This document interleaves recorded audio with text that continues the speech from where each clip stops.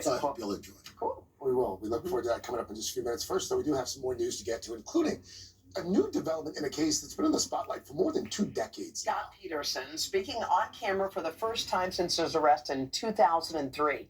NBC's Kaylee Hartung joins us now. She's got the latest on this. Hey, Kaylee, good morning. Hey, good morning, guys. We've all watched as this case has riveted the nation for more than 20 years. And now in a new docuseries out today on Peacock, we hear from Scott Peterson himself, why he thinks he deserves a new trial and who he believes really killed his wife and their unborn child. This morning, 2 decades after going to prison for the murder of his pregnant wife, Lacey, Scott Peterson is breaking his silence. I wish I could say I was stronger, but all that stuff did take a toll on me. In the new Peacock docuseries, Face to Face, the 51-year-old speaks out from behind prison walls, arguing police ignored critical evidence that exonerates him and describes in disbelief the moment he was convicted. I was totally expecting to go home that day. I was staggered by it. Peterson was sentenced to death in 2004 for the 2002 murders of his wife Lacey and their unborn son Connor, after their bodies washed up in San Francisco Bay, near where he said he'd gone fishing months earlier. There are certainly times that I become a wreck. At times emotional, Peterson pushing back on the portrayal of him as an uncaring and detached husband. I was so angry at the media because the reports just weren't factual. I strive not to show any emotion to court because I didn't want to say that break me.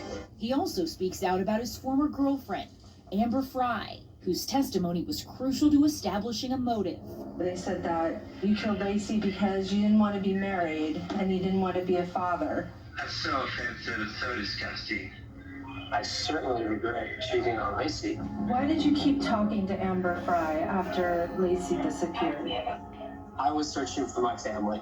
Stay in contact with Amber, I thought. And she would get into the picture, complicate and ruin the search. In 2020, Peterson's death sentence was reduced to life without parole. Now backed by the LA Innocence Project, he's petitioning for a new trial, arguing it was burglars robbing the home across the street who killed Lacey. I believe that Lacey went over there to see what was going on. That's pretty scary.